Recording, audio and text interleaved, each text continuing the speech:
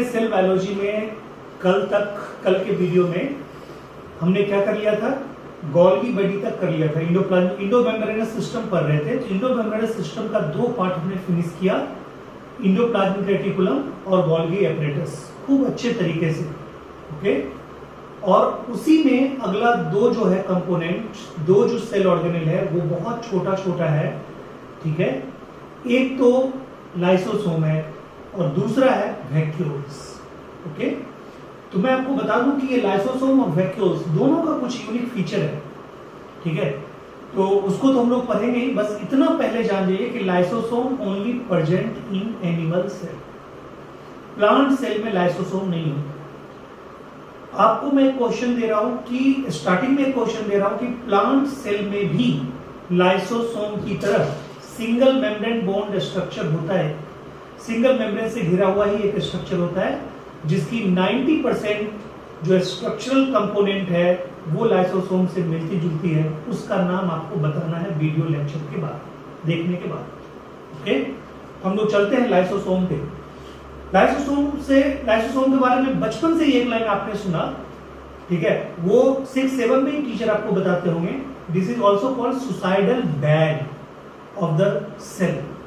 ये सेल का suicidal bag कहा जाता है। सुसाइडल बैग का मतलब होता है, ठीक है, आत्महत्या, यानी कि खुद आत्महत्या सेल की करवा देता है, मतलब सेल के साथ ही मर जाता है, ठीक है, आत्महत्या की थैली बोलते हैं। सेल के पास एक ऐसी सैक लाइक स्ट्रक्चर, ठीक है, ऐसी spherical structure, small tiny structure, ठीक है, जो कि सिंपल भी है, स्मॉल भी है, बट वो पूरे सेल के कंपोनेंट को डिसॉल्व कर देता है। कैसे, सब कुछ देखेंगे। तो पहले तो ये जानिए कि लाइसोसोम एक सिंगल मेम्ब्रेनस सेल ऑर्गेनेल है, ठीक है। क्या है? सिंगल मेम्ब्रेनस सेल ऑर्गेनेल, यानी लाइसोसोम सिंगल मेम्ब्रेन के द्वारा घिरा होता है, सिंगल मेम्ब्रेन के द्वारा घिरा होता है, ठीक है। लाइसोसोम सिंगल मेम्ब्रेन के द्वारा घिरा होता है, ठीक है।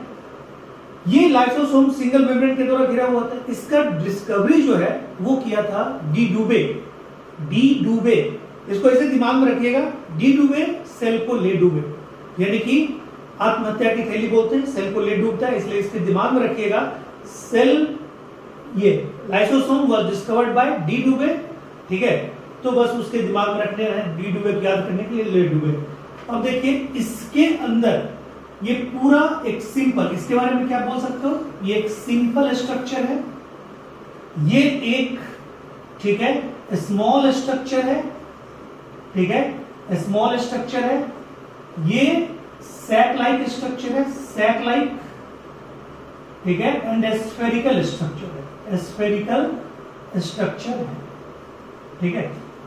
तो यहां पे देखिए सब कुछ, अब यहां पे देखिए 2 बार एस आया, एस और एस, सब कुछ यहीं से याद रखिएगा, सिंपल स्मॉल, ठीक है, sac like and spherical, simple small sac like and spherical, ऐसे दिमाग में रखना है। यानी लाइसोसोम, और फिर एस से एक और चीज याद रखिएगा, ये क्या है, सिंगल मेम्ब्रेन, यानी कि यहाँ पे सब कुछ आपको एस से है। S for single membranous, S for simple, S for small, S for sac like और एस फॉर स्फेरिकल स्ट्रक्चर। ये सेल के अंदर पाया जाता है सिर्फ और सिर्फ, ठीक है, किसके अंदर, एनिमल सेल के अंदर। अब देखिए हमने आपको क्वेश्चन क्या दिया, इसी से मिलता जुलता एक स्ट्रक्चर है जो प्लांट सेल में पाया जाता है, उसका नाम आपको बताना है। क्लियर है पॉइंट, ठीक है। चलिए इसके अंदर एंजाइम कौन सा होता है, हाइड्रोलाइटिक एंजाइम। ये हाइड्रोलाइटिक एंजाइम जो है नाम से क्लियर है, हाइड्रोलाइटिक, यानी कि ये वाटर के प्रेजेंस में ही अपना एक्शन करता है, इसलिए इसको बोलते हैं हाइड्रोलाइटिक एंजाइम। और दूसरी बात, इसमें 4 तरह के एंजाइम पाए जाते हैं। Hydrolytic enzyme not a single enzyme, it is a group of enzyme, it is group of digestive enzyme, intracellular digestion करता है, सेल के अंदर का डाइजेशन करता है। तो देखिए क्या है, इसमें पाया जाता है प्रोटीएज, प्रोटीन को पचाने वाला, इसमें पाया जाता है लाइपेज, लिपिड को पचाने वाला, इसमें पाया जाता है कार्बोहाइड्रेजेस और एमाइलेजेस, ये है कार्बोहाइड्रेट को पचाने वाला, और ये है न्यूक्लिक एसिड, यानी न्यूक्लियेज, न्यूक्लिक एसिड को पचाने वाला, यानी न्यूक्लिक एसिड को पचाने वाला न्यूक्लियेज, ठीक है। कार्बोहाइड्रेट या एमाइलेज, कार्बोहाइड्रेट कार्बोहाइड्रेजेस, ठीक है, और एमाइलेजेस, ठीक है। ये आपका क्या है, लाइपेज, और ये आपका क्या है, प्रोटीएज, ये आपका क्या है, प्रोटीएज। तो कहता है ये 4 एंजाइम हैं, तो अब समझिए 4 तरह के कंपोनेंट को ये इजीली डाइजेस्ट कर सकता है हाइड्रोलाइटिक एंजाइम। अब आपको मैं बता दूं, ठीक है, ध्यान से देखिए, स्टार्टिंग में ये चीज देख लीजिए, ये जो हाइड्रोलाइटिक एंजाइम है ये करता क्या है। जैसे मान लीजिए कि कोई सॉलिड फूड पार्टिकल है, ठीक है, या सॉलिड कोई भी फॉरेन बॉडी है, उसको ये अपने अंदर ले लेता है, ठीक है। या मान लीजिए कोई लिक्विड फूड पार्टिकल है, उसको भी अपने अंदर ये ले लेता है और उसको डाइजेस्ट कर देता है, ठीक है। ये जो फूड होता है ये 2 ही फॉर्म में आ सकता है, सॉलिड फूड पार्टिकल और लिक्विड फूड पार्टिकल, 2 ही फॉर्म में आ सकता है। ये सॉलिड फूड पार्टिकल जो है जब अंदर आता है सेल के अंदर, चाहे वो बाहर का हो चाहे अंदर का हो, बट वो सेल के अंदर जब आता है तो लाइसोसोम, अल्टीमेटली लाइसोसोम के अंदर जाता है। तो लाइसोसोम का बाहर से आए हुए चीजों को लेने का 2 तरीका है। एक है सॉलिड चीजों को अपने अंदर लेना डाइजेशन के लिए, और एक है लिक्विड चीजों का अपने अंदर लेना। तो सॉलिड चीज को जब लेता है तो प्रोसेस का नाम है फेगोसाइटोसिस, यानी कि उसको बोलते हैं फेगोसाइटोसिस, ठीक है।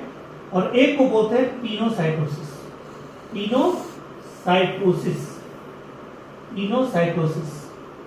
ठीक है। यानी लिक्विड चीजों का अंदर लेना पिनोसाइटोसिस और सॉलिड चीजों का अंदर लेना फेगोसाइटोसिस। तो सॉलिड चीज जब अंदर आ जाता है तो उसको बोलते हैं फेगोसोम, और जब लिक्विड चीज अंदर आ जाता है तो उसको बोलते हैं पिनोसोम, ठीक है। मैंने एक दिन और बताया था प्लाज्मा मेम्ब्रेन में, तो आपको याद ही होगा इंडोसाइटोसिस के 2 टाइप थे, फेगोसाइटोसिस और पिनोसाइटोसिस, ठीक है। तो ये मैंने बताया था। इसका डिस्कवरी का मैंने वीडियो में क्वेश्चन भी डाला था, तो आपने जवाब भी दिया था, ठीक है। चलिए अब देखिए, तो ये 2 तरीकों से ले सकता है। इसको हम लोग फेगोसाइटोसिस क्या बोलते हैं, सेल ईटिंग, इसको क्या बोलते हैं, सेल ड्रिंकिंग। क्लियर है पॉइंट। अब आइए, जो लाइसोसोम, अब यहां पे ध्यान देना है, जो लाइसोसोम, ठीक है, न्यूली फॉर्म्ड होता है, जिसमें अभी कैपेसिटी नहीं होती है, ठीक है, जो अभी मैच्योर नहीं होता है, जिसमें जो फेगोसाइटोसिस और पिनोसाइटोसिस नहीं कर पा रहा है, ठीक है, उससे अभी अछूता है, उसको बोलते हैं प्राइमरी लाइसोसोम या न्यूली फॉर्म लाइसोसोम और नियोलाइसोसोम। क्लियर है। बट जब वो फेगोसाइटोसिस कर लेता है, पिनोसाइटोसिस कर लेता है, उसके अंदर क्या आ जाता है, फेगोसोम और पिनोसोम। तो primary lysosome plus phagosome plus pinosome is equal to secondary lysosome, और हेट्रोलाइसोसोम, ये लाइसोसोम में बाहर का एक डिफरेंट चीज आ गया। हेट्रो का मतलब क्या होता है, डिफरेंट। तो डिफरेंट पार्टिकल आ गया फूड पार्टिकल के रूप में या फॉरेन पार्टिकल के रूप में। तो different particle plus lysosome, primary lysosome equal to, ठीक है, हेट्रोसोम्स या हेट्रोफेगोसोम्स या सेकेंडरी लाइसोसोम्स। क्लियर है पॉइंट। अब सुनिए, ये जो बाहर से जो मटेरियल आया, ठीक है, जिसको आप बोल रहे हैं फेगोसोम, ठीक है, फेगोसोम, या जिसको आप क्या बोल रहे हैं, पिनोसोम। अब बताइए, इस पे फेगोसोम या पिनोसोम पे किसका एक्शन होगा, हाइड्रोलाइटिक एंजाइम का होगा, एक्शन होगा। कहता है जरूरी नहीं है कि हाइड्रोलाइटिक एंजाइम उतना हो कि ये इसको पचा ही दे, हो सकता है कभी कभी अनडाइजेस्टेड मटेरियल रह जाता हो। अगर ये फेगोसोम और पिनोसोम, ध्यान से समझना, यहाँ पे क्वेश्चन है, यानी कि अगर फेगोसोम और पिनोसोम अगर बचा रह गया अनडाइजेस्टेड फॉर्म में, ठीक है, उसी को बोलते हैं रेसिडुअल बॉडी। क्या बोलते हैं, रेसिडुअल बॉडी। ये धीरे धीरे रेसिडुअल बॉडी, ठीक है, अगर ये अनडाइजेस्टेड फॉर्म में बच गया, इसको क्या बोलेंगे, रेसिडुअल बॉडी। ये रेसिडुअल बॉडी कहां आएगा, धीरे धीरे वो आएगा प्लाज्मा मेम्ब्रेन के पास, और वो चूंकि अनडाइजेस्टेड है, ठीक है, बेकार है, ठीक है, डीजेनरेटिंग सब्सटेंस है, वो क्या करेगा, प्लाज्मा मेम्ब्रेन को डिस्ट्रॉय कर देगा। और प्लाज्मा मेम्ब्रेन मतलब लाइसोसोम अपना सिंगल मेम्ब्रेन को डिस्ट्रॉय कर देता है, और वहां से तब क्या होगा, ये पूरा का पूरा एंजाइम, हाइड्रोलाइटिक एंजाइम ये जो है वो से मतलब लाइसोसोम से बाहर निकलेगा और वो सेल के दूसरे कंपोनेंट को भी क्या करेगा, डाइजेस्ट कर देगा। क्योंकि दूसरे कंपोनेंट में भी जो मेम्ब्रेन है वो लिपिड के हैं बने हुए, प्रोटीन के बने हुए, वहां कार्बोहाइड्रेट है, न्यूक्लिक एसिड है, सबको डाइजेस्ट कर देगा। इसलिए उसको क्या बोलते हैं, सुसाइडल बैग। यानी कि बताइए, मतलब पूरे सेल कंपोनेंट को अल्टीमेटली डाइजेस्ट करने की जिम्मेवारी, ठीक है, जो बैड जिम्मेवारी है वो किसके पास चला जाता है, रेसिडुअल बॉडी के पास। रेसिडुअल बॉडी क्यों बनता है, क्योंकि फेगोसोम और पिनोसोम का पार्शियल डाइजेशन होता है, फुल्ली डाइजेशन नहीं हो पाता। तो वो जो अनडाइजेस्टेड फूड पार्टिकल है that is called residual body, and that ultimately break the single membrane of lysosome and ultimately digest all other cell organelle of a cell. Hence it is also called digest ये suicidal bag of the cell. Clear point? अब आइए बताइए अच्छा अब क्या हुआ, एक तो हो गया न्यूली फॉर्म या प्राइमरी लाइसोसोम, इसको क्या बोलेंगे, newly form primary lysosome, 1 degree lysosome. Secondary lysosome कब बोलेंगे, primary lysosome plus phagosome plus pinosome, ठीक है। फिर उसके बाद रेसिडुअल लाइसोसोम, जब उसमें रेसिडुअल बॉडी एग्जिस्ट करेगा तब उसको क्या बोलेंगे, रेसिडुअल लाइसोसोम। अब बताइए रेसिडुअल लाइसोसोम ही रिस्पांसिबल है किसके लिए, सुसाइडल नेचर के लिए। क्लियर है। और लास्ट में कहता है ऑटोफेजिक या, ठीक है, वैक्यूलर लाइसोसोम। ये क्या होता है इसको देखिए, ऑटोफेजिक, ऑटो मतलब खुद, फेजिक मतलब डिस्ट्रॉय। मान लीजिए कि किसी एनिमल के बॉडी में कोई ऐसा ऑर्गन है जो एजिंग के अवस्था में, फुल्ली एजिंग, यानी कि वो बूढ़ा हो चुका है, वो बिल्कुल मतलब डिजेनरेशन के स्टेज में जा चुका है या डेड ही हो चुका है, उसको बॉडी से खत्म करना है। क्लियर, यानी कि वो बॉडी में अब ज्यादा सर्वाइव नहीं कर सकता, उसको खत्म करने के लिए इंजाइम का एक्शन चाहिए। तो क्या होगा मालूम है, जो डिजेनरेटिव ऑर्गन है, जो बिल्कुल एजिंग ऑर्गन है, जो डेड ऑर्गन है, उसके चारों तरफ ग्रुप में प्राइमरी लाइसोसोम इकट्ठा हो जाएगा।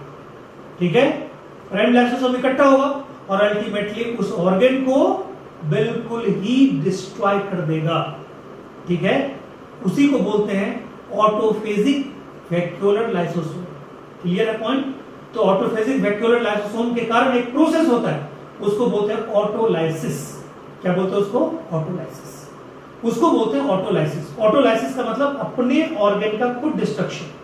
फ्रॉग में लार्वा के अंदर बहुत सारे, जैसे टेल का डिस्ट्रक्शन ऑटोलाइसिस का बेस्ट एग्जांपल है। तो बहुत सारे स्ट्रक्चर का, फ्रॉग के लार्वा में बहुत सारे स्ट्रक्चर का डिस्ट्रॉय होना अपने आप, that is best example of the action of autophagic lysosome. Clear है पॉइंट। तो autophagic lysosome is the group of primary lysosome. Clear है पॉइंट। ठीक है, ये सारे पॉइंट आपको क्लियर हो गए। तो ये पूरा का पूरा जो था किसके बारे में था, लाइसोसोम के बारे में। क्वेश्चन वही रह गया कि कौन सा ऐसा स्ट्रक्चर है जो लाइसोसोम के एनालोगस होता है। ठीक है, किसमें, प्लांट सेल। क्लियर है। अब आइए वैक्यूल्स।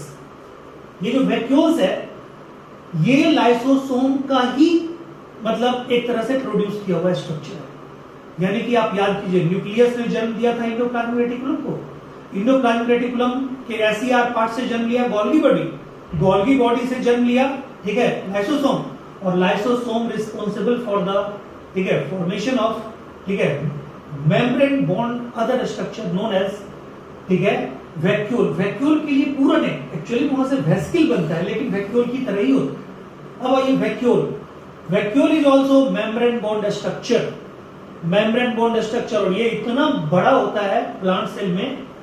प्लांट सेल में ये परमानेंट होता है, बड़ा होता है। एनिमल सेल में कुछ संख्या में पाया जाता है, खास करके प्रोटोजोन वगैरह में वो छोटा भी होता है और टेम्पोररी होता है। ये नहीं कहेंगे कि एनिमल सेल में बिल्कुल एब्सेंट होता है, नो।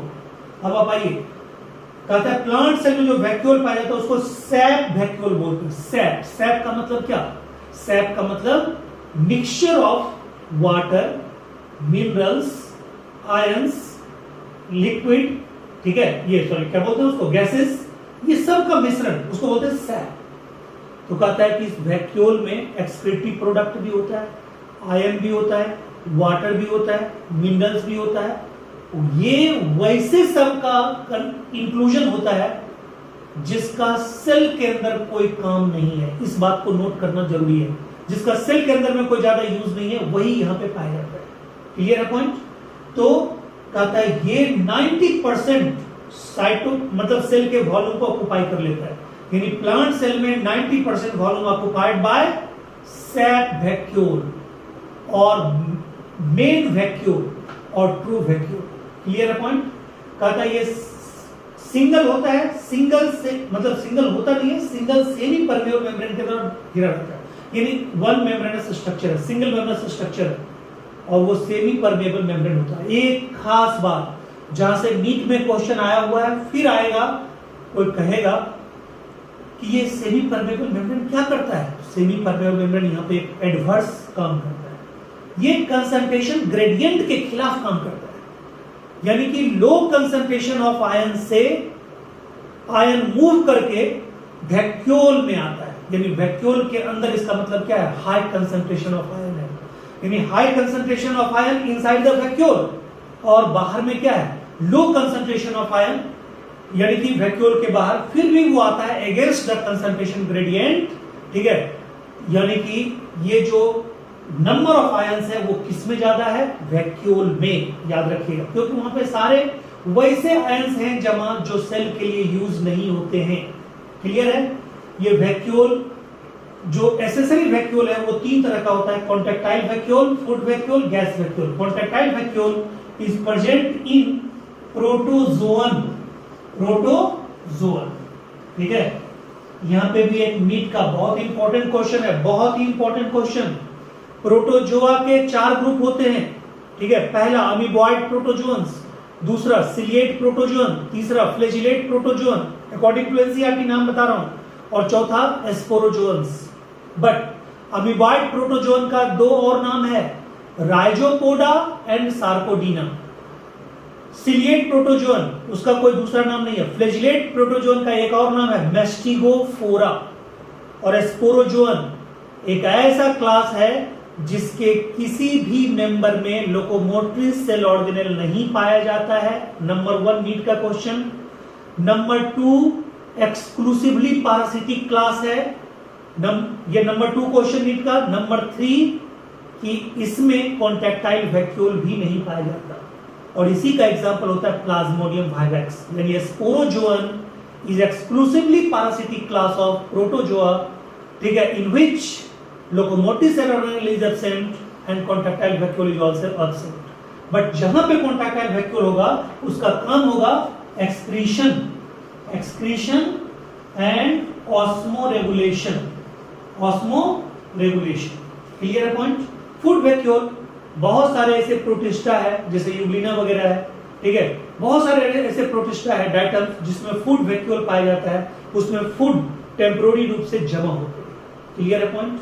ठीक है, gas vacuole, this is also called pseudo vacuole, this is also called pseudo vacuole. ठीक है, ये जो सीडो वैक्यूल है कहता है ये टेम्पोररी होता है, ये गायब हो जाता है, इसमें गैसेस रहते हैं जो बैक्टीरिया को बॉयंसी देता है। सीडो वैक्यूल क्यों कहते हैं? क्योंकि इसमें मेम्ब्रेन नहीं होता, और ऐसे जहां पे मेम्ब्रेन होता है उस मेम्ब्रेन को क्या बोलते हैं, टोनोप्लास्ट। यानी कि ये जो होता है सिंगल मेम्ब्रेन होता है और सेमी परमेबल मेम्ब्रेन होता है, उसको हम लोग क्या बोलते हैं, टोनोप्लास्ट, उसको बोलते हैं टोनोप्लास्ट। क्लियर है? टोनोप्लास्ट नीट का क्वेश्चन। ठीक है, मैंने बताया था कि इसके अंदर प्रोटोजोन में एक क्लास है कौन, स्पोरोजोन, वहां पे 3 नीट का क्वेश्चन। क्लियर है? वैक्यूल के अंदर में मतलब ग्रेडी ये क्या बोलते हैं, आयन कंसंट्रेशन बहुत ज्यादा होता है, ये नीट का क्वेश्चन। फिर एक नीट का क्वेश्चन आपको यहाँ पे ये भी है कि ये जो है, ये जो चारों पांचों जो एंजाइम है, ये देखिए यहाँ पे, ये सबसे अच्छा वर्क कब करता है, किसमें, हम लाइसोसोम में बैक आए हैं नीट पॉइंट ऑफ व्यू से। कहता है हाइड्रोलाइटिक एंजाइम बेस्ट काम करता है कहां पे, एसिडिक पीएच पे, यानी पीएच जब 7 से कम होता है तो, और उस पीएच को मेंटेन करने के लिए इस लाइसोसोम के अंदर पंपिंग होते रहता है H+ आयन का। याद रखना, ये नीट का क्वेश्चन है, यानी H+ ion regularly pumped into